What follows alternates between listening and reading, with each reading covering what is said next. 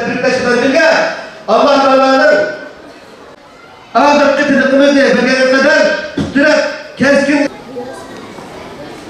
için çok teşekkür ederim.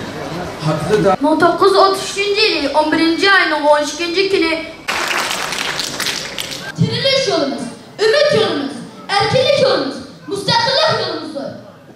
bugün yalnız biz Şerif Türkistan halkının emas, iftihar günü emas, belki barlık dünya Müslümanlar için bu tendaşsız, iftiharlık ve galiblik bir gün.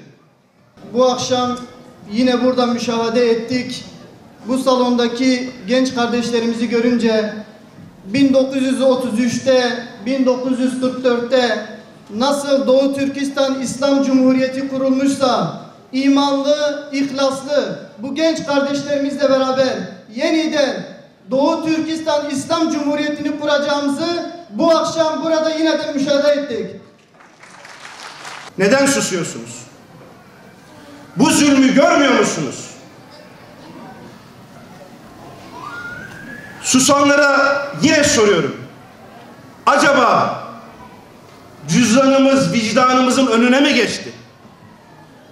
Neden oradaki zulme sessiz kalıyoruz? Küfür birdir.